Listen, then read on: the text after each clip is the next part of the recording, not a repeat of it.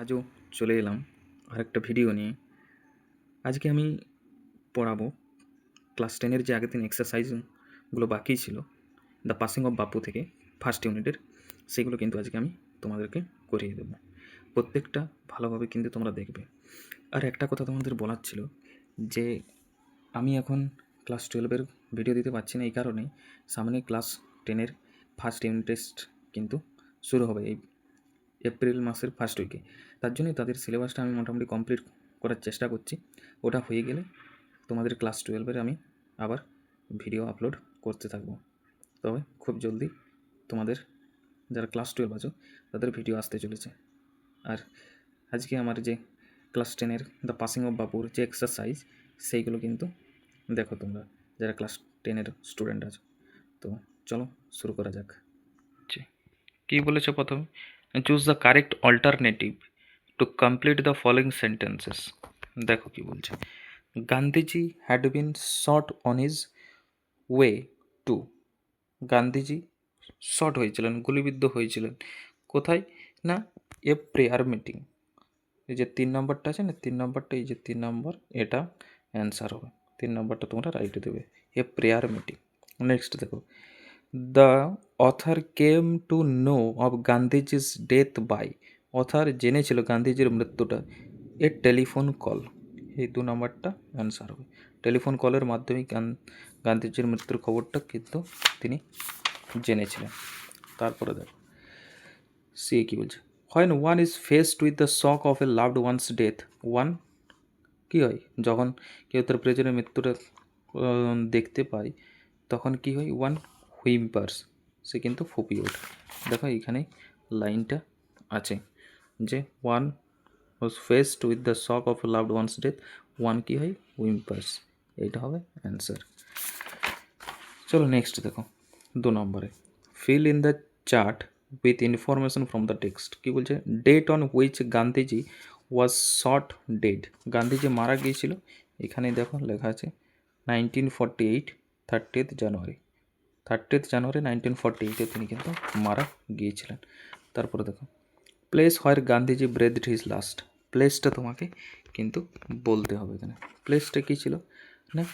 Place তিনি যেখানে তার শেষ নিঃশ্বাস ত্যাগ করেছিলেন সেটা হচ্ছে অ্যাট বিড়লা হাউস। এই যে বিড়লা হাউস, এখানে তিনি তার শেষ নিঃশ্বাস ত্যাগ করেছিলেন। দেখো বলা হচ্ছে ব্রেথড হিজ লাস্ট। সেই রুমটা সাইলেন্স ছিল যেখানে গান্ধীজি তিনি তার শেষ নিঃশ্বাস ত্যাগ করেছিলেন, জায়গাটা বললে বিড়লা হাউস হয়েছে। নেক্সট দেখো, information given by the broadcast. কি ইনফরমেশান দিয়েছিল ওই ব্রডকাস্টে? ব্রডকাস্টে ইনফরমেশান দিয়েছিল কি না, দেখো এখানে লাইনটা আছে যে the broadcast telling to the people of India, people of ইন্ডিয়াকে বলেছিল দেয়ার বাপু ওয়াজ নো মোর, তাদের বাপুজি কিন্তু আর আমাদের মধ্যে বেঁচে নেই।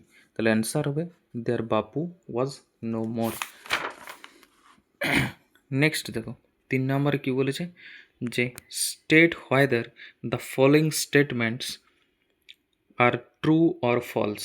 এরপর ট্রু আর ফলসটা তোমাদেরকে দেখতে হবে কী বলেছে উইথ সাপোর্টিং স্টেটমেন্ট। প্রথমে এতে দেখো, the other received an urgent telephone call in the morning. Other কি টেলিফোন কলটা পেয়েছিল সকালবেলায়? সকালবেলায় তো পাইনি, সন্ধ্যেতে পেয়েছিল, অন্ত ইভিনিং ছিল। কখন পেয়েছিল? না, ইভিনিংয়ে পেয়েছিল। তাহলে এটা ফলস হয়ে যাচ্ছে। এখানে যদি সাপোর্টিং স্টেটমেন্ট লেখা হয় তখন এইটা লিখে দেবে প্রথম লাইনটা, I was having tea at home on the evening of 30th January 1948 when I was called to Birla house by an urgent telephone. এই প্রথম থেকে একদম এত দূর কিন্তু তোমরা লিখে দেবে সাপোর্টিং স্টেটমেন্ট। তারপর দেখো কী বলছে, বিয়ে, people attempted to break into the Birla house. কী বলেছে? People attempted to break into the Birla house, তারা বিড়লা হাউসে কিন্তু যাচ্ছিল, অবশ্যই বিড়লা হাউসে গিয়েছিল। স্টেটমেন্ট কি? এইখানে দেখো, এইখানে দেওয়া আছে যে বিড়লা হাউসের মতোই তারা কিন্তু একে অপরকে ঠেলাঠেলি করছিল। They jostled one another in a stampede to break into the house. কোথায় যাচ্ছিল না, তাড়াহুড়ো করে তারা কিন্তু ওই হাউসটাকেই যাচ্ছিল, বিড়লা হাউসকেই যাচ্ছিল। এই জিনিসটা কিন্তু লেখা আছে। তো এইখান থেকে লিখে দেবে দে জসেলড ওয়ান অ্যানাদার, এখান থেকে এই এত দূর হাউস পর্যন্ত সাপোর্টিং স্টেটমেন্টটা দিয়ে দেবে। নেক্সট দেখো কী বলছে। সিএ the news of Gandhiji's death did not shock the people. Shock করে নাকি?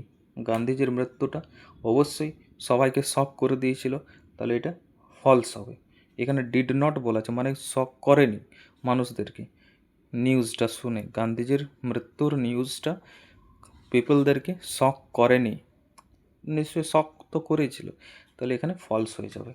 সাপোর্টিং স্টেটমেন্ট কী দেবে না, the people were to start to speak in the beginning.